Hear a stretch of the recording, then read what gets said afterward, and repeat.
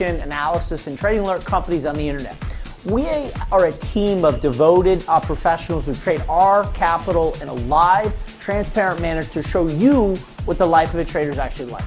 Keep in mind, this is an industry filled with smoke and mirrors, with cheap sales and marketing tricks, so it's been my mission to run an above-board, transparent, and brutally honest operation to serve our clients in the best way we know how to prepare them for life in the markets. Every single day we offer video and written analysis for the major trading markets, including stocks, stock options, cryptocurrencies, and Forex markets. We offer live and clear-cut and actionable trade alerts in these markets, and they're sent straight to your cell phone and posted in the members area on trading analysis. Once the trade is out, we certainly don't leave you hanging. We follow up on every trade, whether it's a winner or loser, and we'll conduct post-trade forensic to show you what went right, what went wrong, so you learn.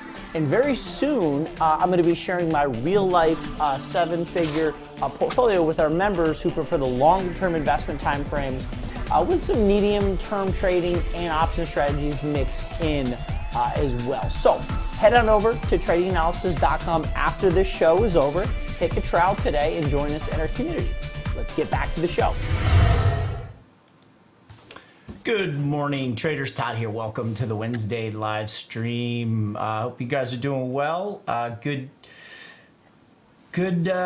Wednesday to you. We have the trade analysis team standing by. We've got a lot to talk about. Those of you who saw the YouTube video last night, I was live streaming at like midnight, and I accidentally lost connection. So we'll kind of pick up on some of those things that I was gonna talk about there last night. If not, no worries. Forget about it. I just said that. We have futures up here pretty good. S&P up 0.76, NASDAQ up 0.8, RUT up 0.8 as well. Bonds down, yields up a little bit. Looks like we have a little bit of dollar strength here. Looking at data coming in here, we've got pending home sales. I guess I'm thinking that housing data has been pretty important lately. We've had some very strong housing numbers, and I think a lot of the concern that's going on, obviously in the financials. I think we also need to be focusing on the real estate, sort of as a knock-on or as a sort of a second derivative. We've been really focusing on real estate and specifically the commercial real estate, and see if there's any smoke around those woods that might pop up. So home sales tomorrow's going to be GDP, and then we have PCE, personal consumption expenditure Friday, Fed's preferred inflation gauge.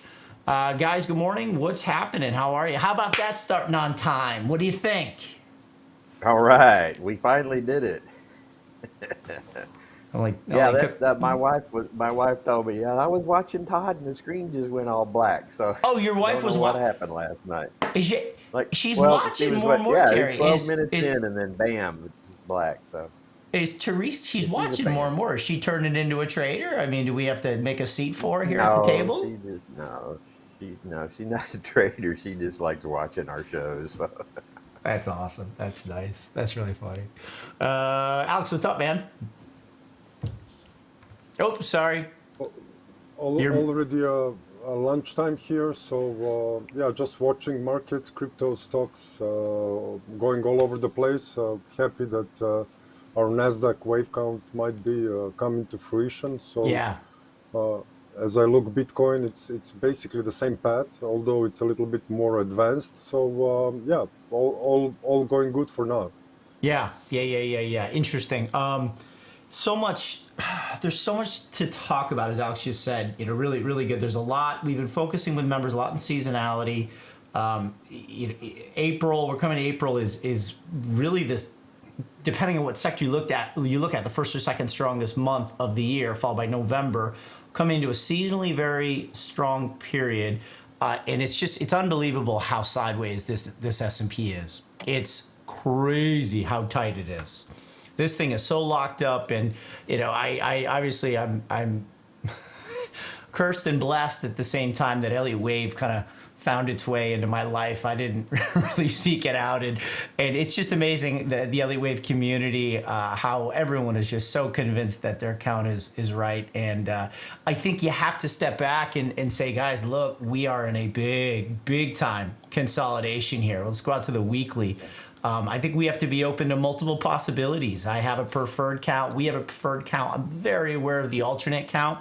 And I think as traders and investors, that's the difference between being a trader, an investor, and an analyst, where his reputation and his worth is staked on the ability to foretell the future, where traders and investors, which I think we all are, our job, and we should be judged how we're assessing the now and how our positions and our portfolios are positioned now and how we're monitoring ourselves. And it's really important to look at this weekly chart of the S&P and be like, dude, we haven't been anywhere since May of 22. So S&P is very range bound, and Terry is going to bring in a lot. I'm going to show you a little bit of the rotation that's happening right now. Terry's going to bring in some sectors that are moving, and of course we're going to get under the surface, the index level, to try to unpack what's happening in here and try to find the right way and right path forward. So get back to the daily again. I mean, we are just so sideways here. It's crazy. I'm still leaning bullish. We have a very ugly 5-wave move off the lows. Love to see this February 2nd high break, and that would suggest that we have 5 waves off the October low in the S&P.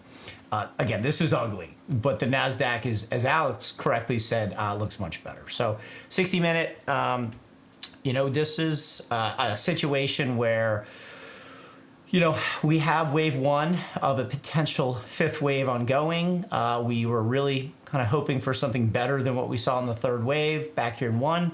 Well, here we are now in higher degree 3, and we're in this situation again where we really need the wave 3 to do something for us. Oops, that broke.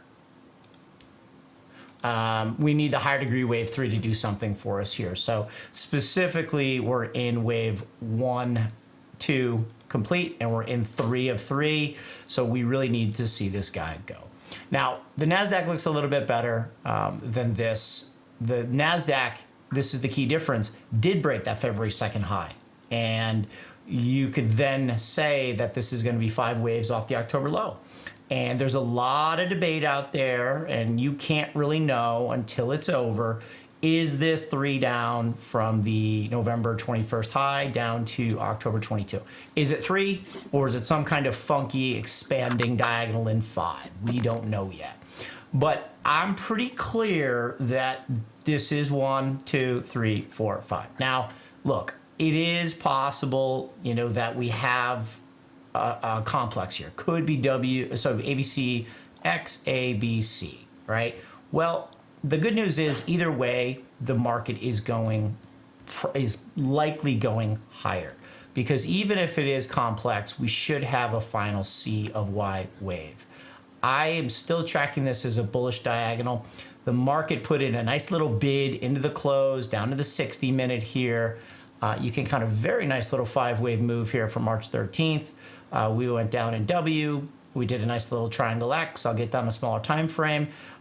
We were alerting our customers 12.315 to 12.303, excuse me, 12.515 to 12.303 is going to be the downside support zone. And right into the close yesterday, we sort of did a nice little double bottom there and began to push up. So with the markets up here this morning, we will see what happens. But again, a nice little A, or sorry, should be ABC for W, a beautiful triangle X, and then another A. Is this all of B, or do we have one more push? And then we have one more little C. We shall see. Okay. The other thing I did in the video last night, and again, I did it late last night, check this out. I think this is pretty awesome. So this is going to be not the put to call to ratio. I flipped it on Thinkorswim and did the call to put ratio. And it kind of helps when you're comparing two markets that are correlated and they're moving in the same direction. So you could clearly see that the moving average in teal, this is a 10-period moving average of the call to put ratio. And again, I inverted this instead of put to call. you can see that this guy has been tracking the S&P very well. And I can't help but notice this extreme bearish reading back here in January. Look how low the call to put ratio got. That means a lot more puts were being bought than calls. That's at the end of 2022, very extreme reading. And then just recently, in the last couple of weeks, look how far down that guy got again. There's so much bearish sentiment. Alex, Terry, I mean, literally, I talked to probably 4 or 5, guys like us who live and breathe this every single day. I would say 4 out of 5 are saying, yep, market's going to sell off significantly this week, coming in this week. 2 guys, one of which you know well, says we're going to get hammered. We're going to crash this week. Like, there's so much bearish sentiment out there, and it's just not materializing. I mean, you would even compare the bearish sentiment in terms of put buying to at this January low compared to the COVID lows when the whole global economy was shutting down for a global pandemic. I mean, look at that. I mean, this call to put ratio moving average is fairly similar to what we saw in the COVID lows. There's so much bearish extremes. Those are usually calling the market bottom. They're not a bearish indicator. Matter of fact, when I see, and I use the put to call ratio, so it's positive, but it's not inverted. But I understand the reason for inverting it because it makes your brain hurt less when you're looking at it. But yeah, those extreme values of 1 or higher are definitely signals of potential bottoming in the market. Yeah. I mean, this is the normal put to call ratio, and if you can flip it in your mind and see what you're trying to see, that's fine. I just find, for me, simple mind, I like to invert it. So yeah, that's put to call. Little trick there, guys. If you didn't notice, put that little minus sign on the symbol, and it inverts it for you. And Thinkorswim has such good charts, except they don't let you. This is what I was trying to do right there. VIX, same deal. So a couple good divergences. So the VIX, in terms of actual fear, this is escalated option premiums at the money puts and calls. That's what the VIX measures. Mm-hmm. The spike was in March at 36 in the VIX as the S&P was up here. We've made 3 lower highs in volatility as the S&P's made 3 lower lows. Divergence number 1. And then number 2, VIX made a lower low. We got down to 18 VIX here on February 2nd. Was a key point. Groundhog's Day and my birthday. We'll see if that's a significant turning point. The S&P did not make a high where the VIX made a low. So at the money puts and call premiums are not as bid up. It seems like with that put to call ratio doing what it's doing, people are buying out of the money hedges on the downside that are not being used right now. So that's that.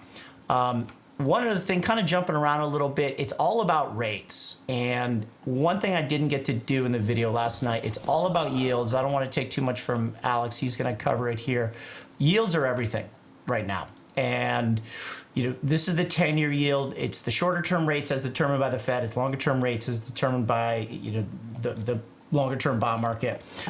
We're range bound in the 10-year yield. And I think it's really important that we, as investors and traders, understand how important the yield market is, U.S. yields on risk on, risk off in equities, and also rotation, sector rotation. So to illustrate that, and this is what I tried to do in the live stream last night, was this, and we did this with members yesterday. So what we're looking at here is this is going to be the 10-year yield in white, U.S. 10-year yield going back. This is a weekly chart. So going back to the last 2-3 years, then here's the NASDAQ, okay? Over on the right, we have a relative rotation of the S&P iShare Value ETF, that's IVE, and then IVW is the iShares S&P Growth. And what you'll see here, this is, I think, so important for you to realize why yields are so important here. Watch what happens when yields in white are moving up. Watch what happens on the value and growth. If we're on the right side, we're outperforming. If we're moving up to the top right, we're outperforming to the benchmark S&P, okay? So as yields are moving up, watch what's happening. Value makes a hook, starts to move back into improving, where growth starts to hook down, okay, starting to fall out of favor. This is 22, 21, okay, and then watch, yields break down a little bit, Okay, is the market going to respond? Growth is trying to come back in, values starting to rotate out, but then we're going to go on the big move in 22. Watch what happens to value right here. As we go on this huge move up in rates, value rips up to the right as growth rips down to the left. Huge rotation in 22 out of value into growth. And now we peak out in rates in November 22. Value is clearly leading, growth is clearly lagging. Then we start to go into this range in rates. Watch growth start to get off the mat as value is starting to rotate out. And here's where we are now. So the big question is growth is heading very much in the right direction. And all the work that Terry and I are doing this is amazing work that Julius DeKempenaar did years ago and helped with Matt Verdeau out of Optima. You know, the real outperformance in the market exists in this kind of situation. When you get a move like this in growth, you want to be focusing here and out of value. And the fact that the rates are now sideways, we are sideways. We're caught between 3.3 in the 10-year and up around 4. And it's possible we stay there for a while. And will this rotation into growth continue to happen? And that's the big question. This is the kind of stuff that will help us figure out which wave count is right. Rotations, we're looking at value growth. There's a lot of seasonality coming up here. Believe it or not, March and April are seasonally more strong for the value trade, with the exception of consumer discretionary. So we're doing a lot of work below the surface to figure out the right path forward. So I'm going to leave it there, send it to Terry, and then I've got, at the end, I want to show you 2 stock trade setups that I'm looking at. We're looking at large US online retailer, large Chinese online retailer that had some big news yesterday, and a large South American retailer showing some very interesting rotation. But let's get back in the sector and rotation front with Terry. Terry, it's going to be all you, sir. All right. Thank you, Todd. And switch over to my charts here. Let's see here. I'm going to do this, this, and that. There you go. All right. So last week we were all focused on the FOMC rate hike, which came in at another 25 basis points. And now the probabilities are stacking for maybe one more. But it really looks like that plateau and or rate reductions are likely in the second half of the year. And building on what Todd was just saying, now that those rates, you can kind of see the end in sight for the move up in rates. That's why we've been seeing really this shift back into large cap growth stocks. First off, let's just talk about what's happening in the markets. This is last week's price action here. The communication sector, technology sectors were the outperforming sectors last week, while it was utilities and real estate in the underperforming category. If you fast forward to this week, you've kind of seen, you know, in the last 2 days of trading, we've got a resurgence coming back here in energy, industrials, financials getting a little bit of a bounce back from the big, huge sell-off. Materials is also leading, while now we have communications and technology with some underperformance in the first couple of days this week. Excuse me. Still have real estate lagging further also, but it's interesting to note over the last 2 days we basically are sitting at dead neutral in the S&P, while we do have 1.23% decline in the NDX. And you can see energy making about a 4.7% move so far this morning. Financials, industrials, materials, etc. There's your numbers for that.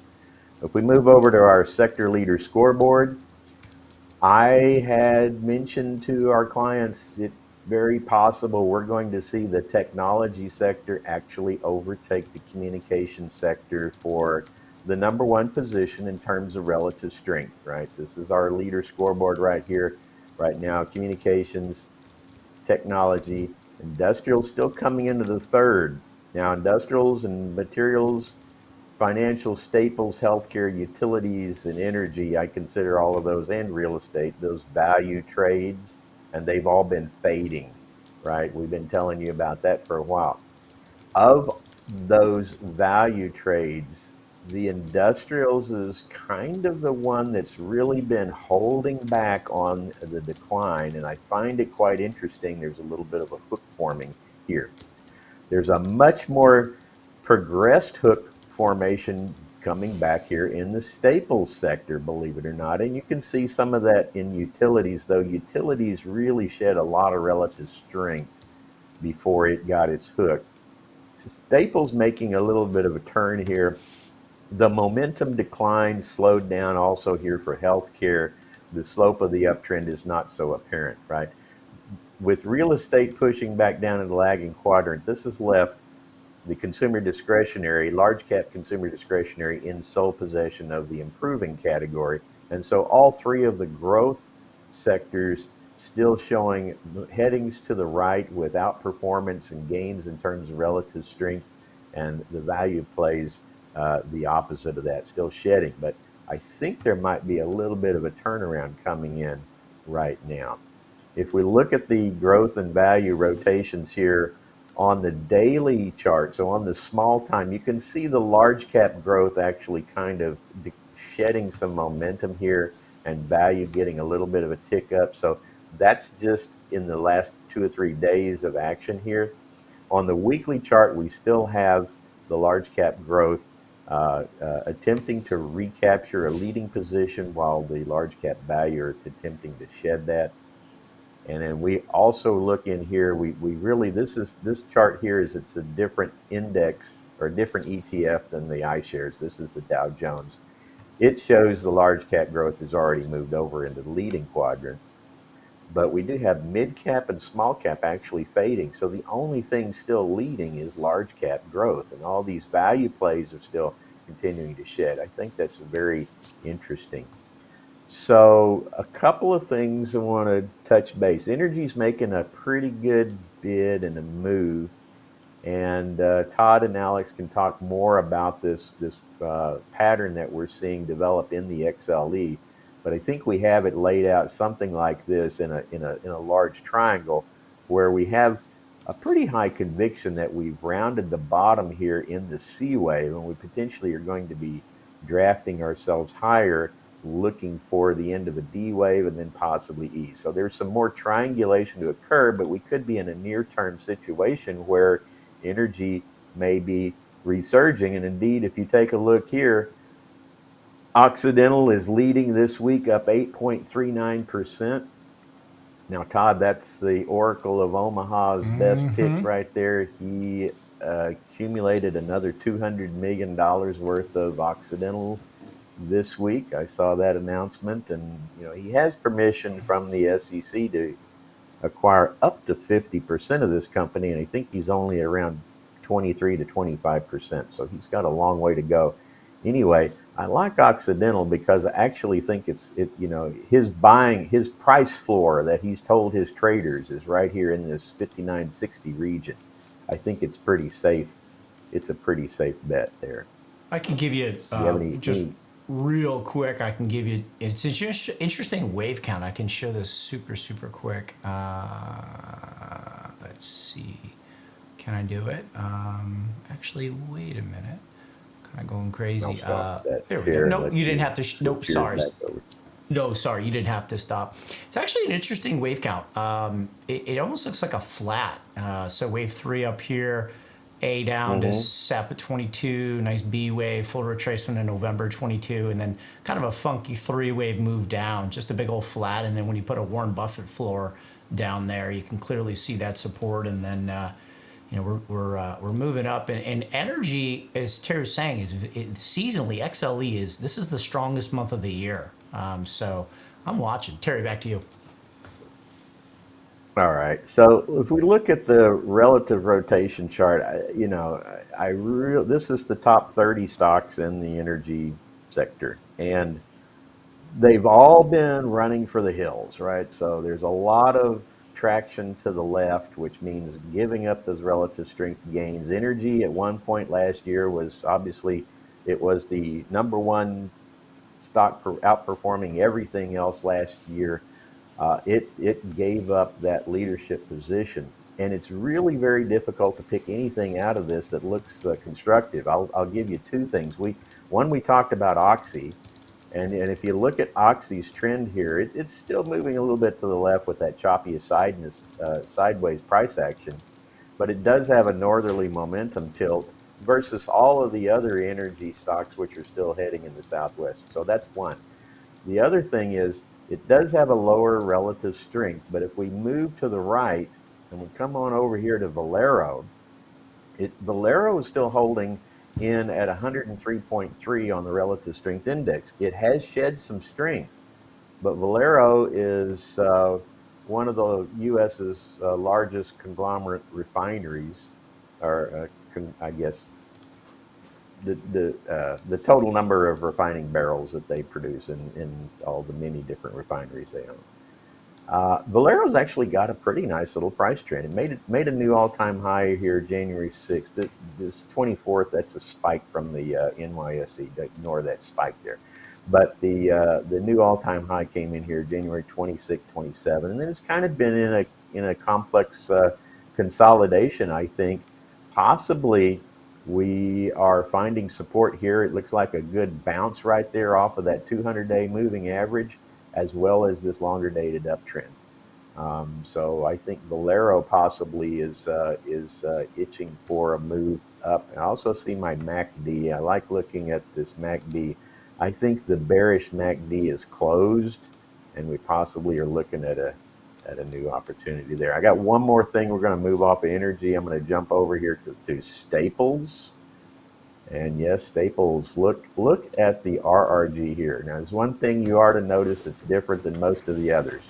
There's a lot of blue on this chart, and that blue is a rising blue improving trend vector. It's telling me that price action here in these stocks is been doing quite well in the recent terms. It's a proprietary algorithm that colorizes these things, but with this hook, you know, these hooks back to the north tell me that there was a dramatic change in the dynamics of the price action in these stocks, and it's more than one of them, right?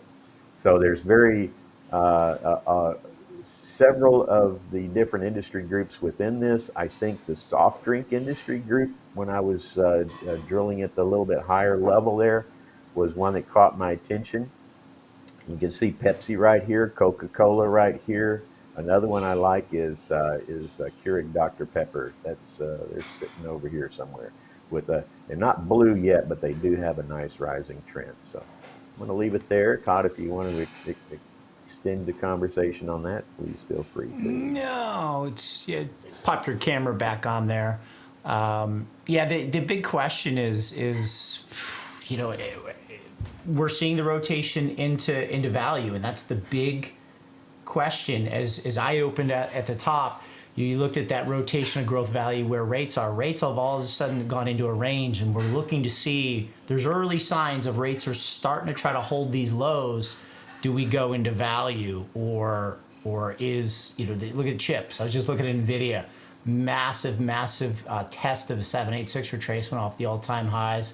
Semi's kind of backing up. Let me just show that real quick. I'm going to turn over to Alex. And crypto is super important and is an indicator to liquidity, as the Fed is just, you know, they said this is just short-term loans, and don't mind the sudden increase in the Fed balance sheet, but it's certainly a gauge on liquidity. And you know, SMH, I'm just pulling this up here real quick, and then I'm going to turn it to Alex.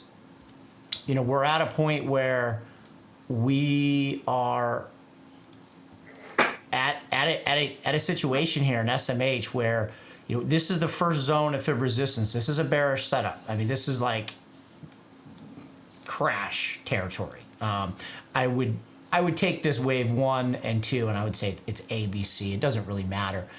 If this is accurate, we're through this zone of fib resistance. We're coming back to it, and then we have another zone of resistance SMH at 280. So where do we go? We're contemplating a breakout in semis. Semis are only 320 to 253. We're $70 off the all-time high.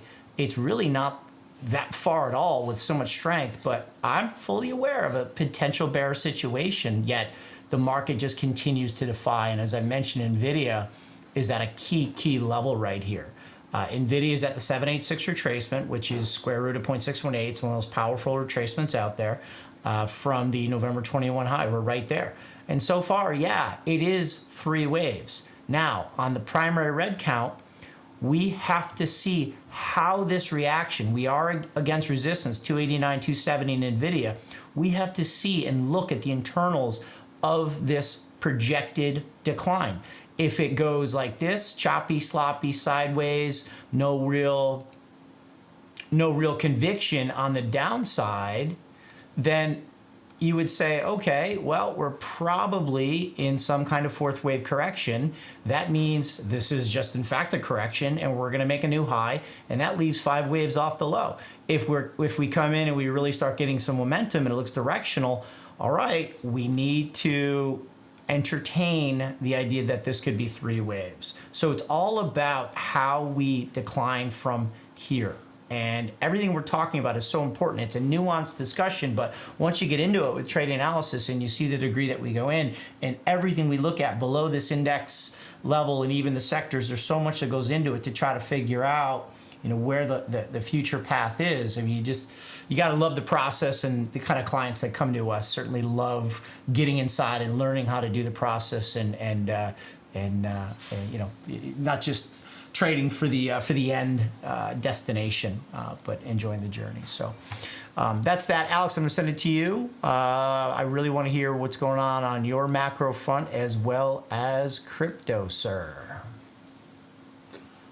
Sure. Let me just share my screen. Okay.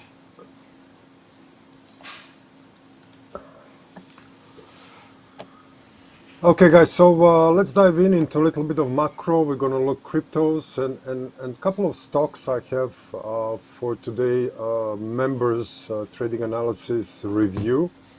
So Fed tool, which we look regularly and kind of looks what the market thinks and trades in regards of the rates during this duration. So 58.2%.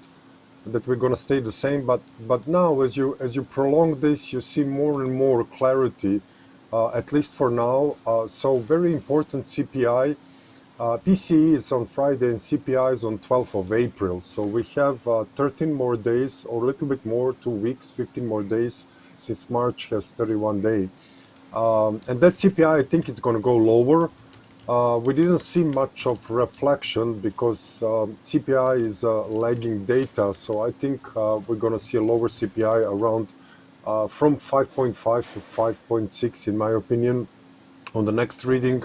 So I think it will hammer this 475 to 5 and then Fed might pause, and as you can see as we go further, the rates down the year, the rates probabilities are starting to shift in a rate cut, in the rate cuts. So we will see that. On the yields front, we are tracking this consolidation, as Todd was mentioning.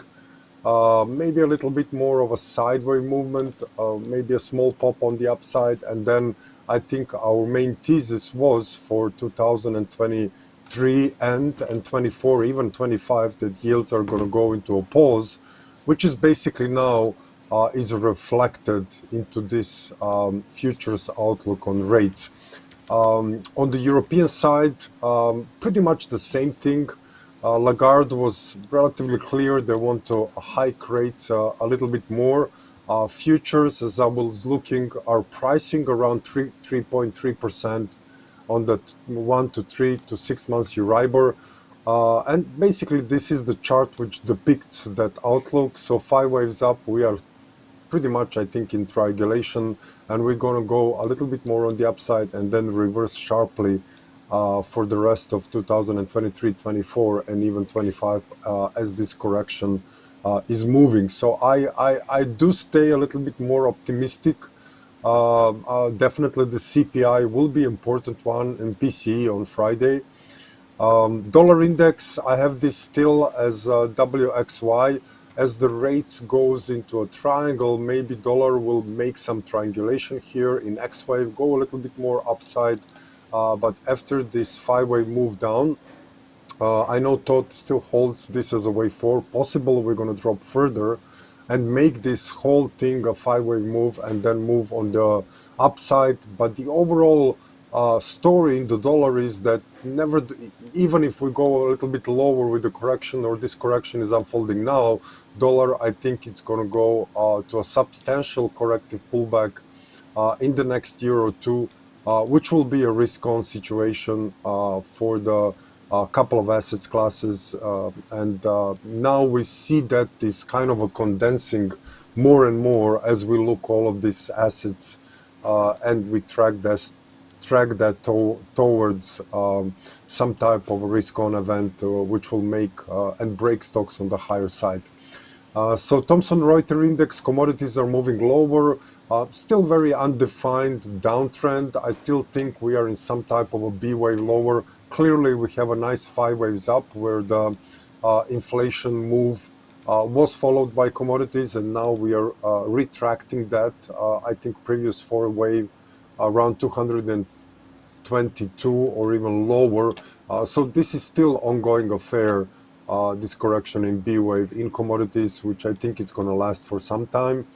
Oil didn't do much, has a little bit more of a pullback, but what is interesting in oil is our XLE chart, and we have a couple of stocks to show you. So this is our XLE wave count. We have this as 1, 2. So this is an intermediary wave 3, and triangle is holding very well for our C wave. So maybe we have a little bit more up in D&E, and off we go to complete the wave 3 on the upside. So I'm going to show you 2 stocks we have for today's show.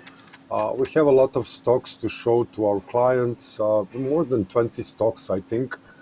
So I'm going to pick and stay on this oil chart. So there is 3 stocks that I'm looking from energy sector. First symbol is DVN. So pretty much the same picture as the XLE. 1, 2, up in 3 in the intermediary wave, pullback in a wave 4, which is already potentially done, and we move up in the wave 3. So pretty much the same outlook, which agrees with the XLE.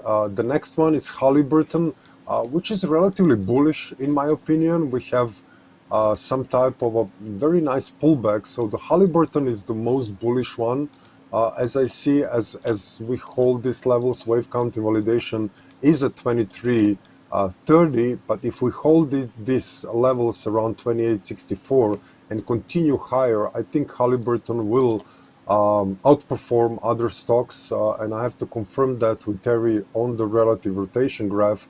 But for now, this chart looks pretty nice on the upside. And the third one symbol is APA. Which is basically depicting the same as DVN.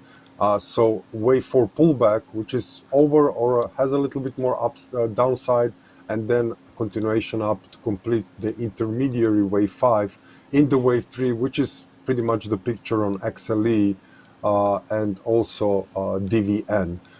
So let me just dive quickly into cryptos. We are tracking Bitcoin, which has gave us a little bit of a trouble with this very kind of a drawn-out correction.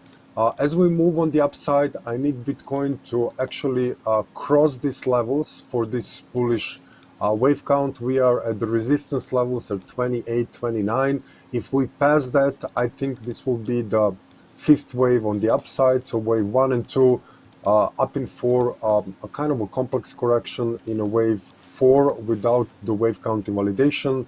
And then if this continues over this, I think we're going to get to a new high.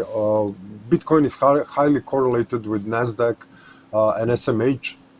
So if NASDAQ continues higher, I think Bitcoin will pull this wave 1 of the lesser degree, and then the wave 2 will give us a heads up for a continuation of this trend. So I hope I was quick. So that's it for me, guys. That's awesome. Really good, Alex. The crypto market is just is I think, very telling for that growth trade. Alex, turn your camera back on. Don't forget to do that. Yeah. And yeah, good stuff. So a few questions there. Let's see, just asking about gold. Sure thing. Let me just pop this up. So gold, you know, I'm looking at a couple different scenarios in gold. I'm still looking at this as a potential B wave, a false break here. Oh, come on back. There we go. So we're gonna have resistance just above here on gold. I am aware that we could go into a pretty significant move up. This is my primary account. The alternate is that we do move up. What I'm focused on right now in the gold market is this move from late Feb through March. We're in a pretty good triangle here. We really need to hold for this triangle to work. You need to hold in the futures market 1944. That's going to be wave count and validation right there. And then target is going to be 2020 to 2050. That's going to be a wave 5, regardless of what the higher degree count is. So watch that. And then crude oil, as we've been kind of focusing on, is also showing some real signs of life here. Longer term count in crude oil. This is the continuous contract, so it's always a little funky when you're charting this as you're rolling contracts from one to the next. But this goes all the way back to 2008. You can see very nice downtrend line broken, now offering support as we move in here. The way we're looking at this is it's kind of a weird correction. It's WX into A, triangle B down in C on the weekly, then down on the daily. Triangle obviously would precede the final actionary wave, which would be this. So we're wondering, Terry and I going back and forth, and Alex going back and forth and saying, is this all of C and that's the low right there in crude?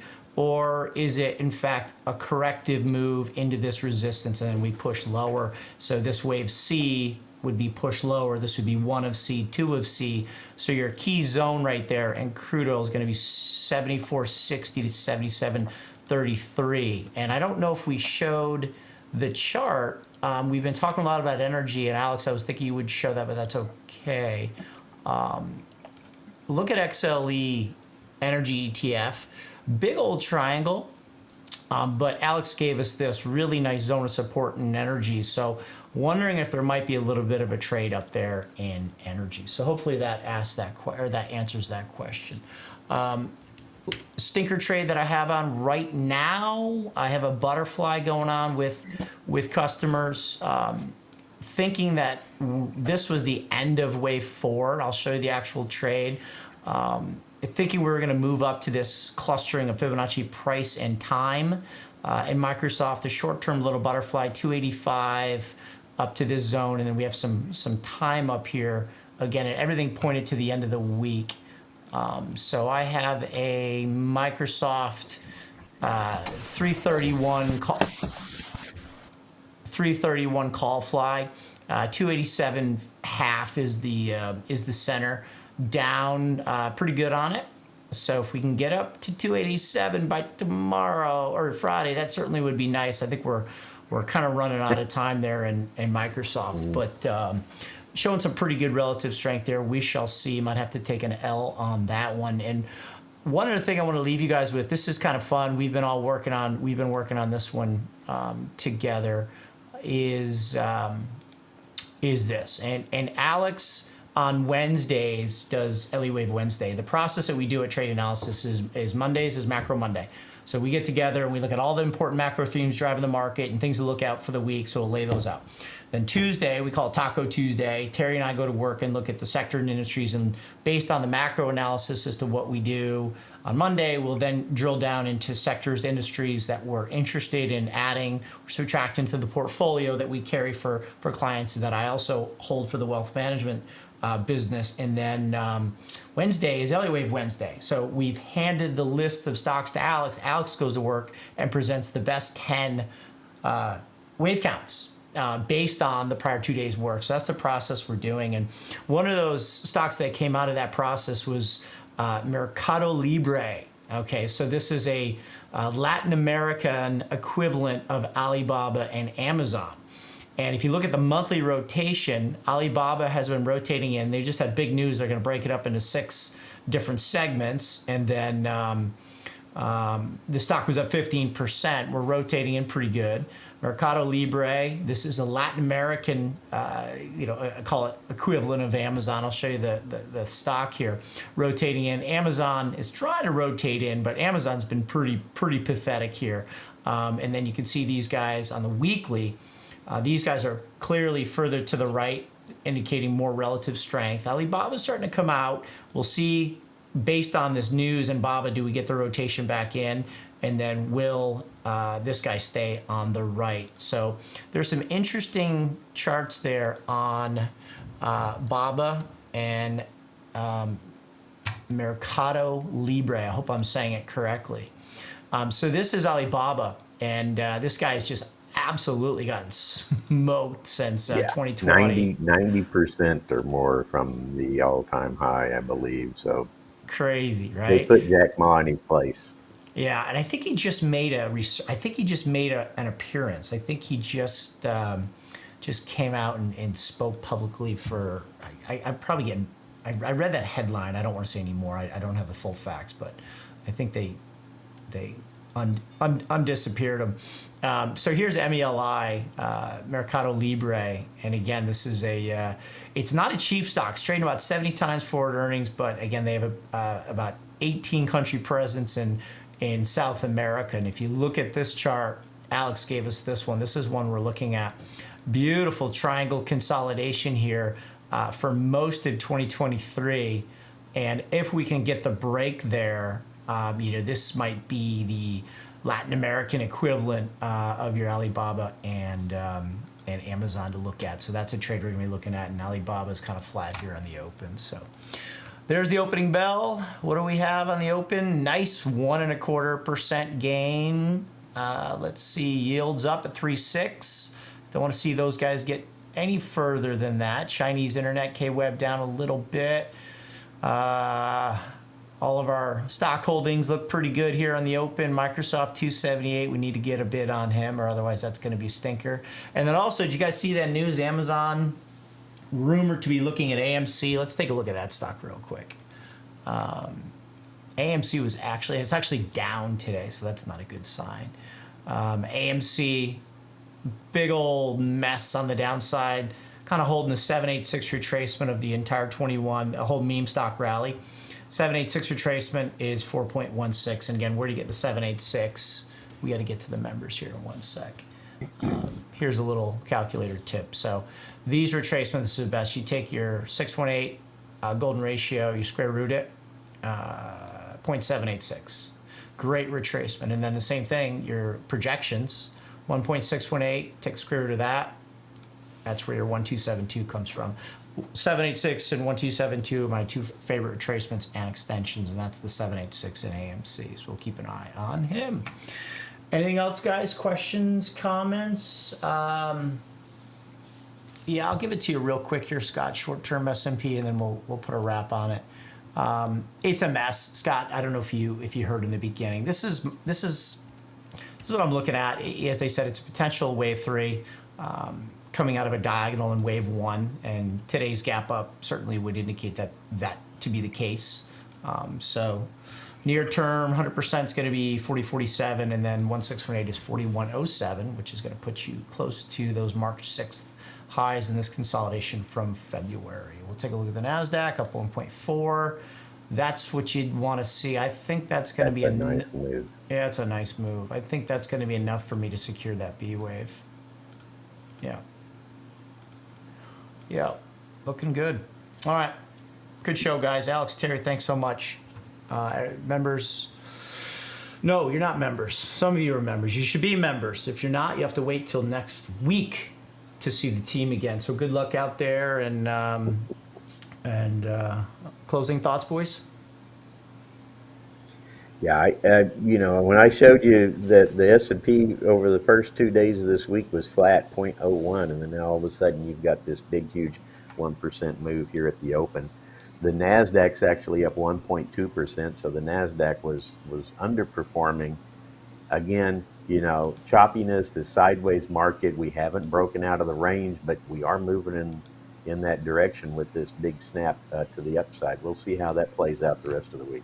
Yep, yep. And then one more question. Somebody was asking about small caps. I mean, have at it. whatever you want to say.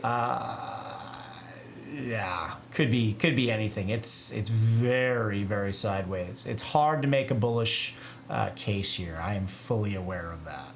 So I'm a little bit more comfortable with a E-wave bounce here in triangle, and we might have another drop in semis, in small caps.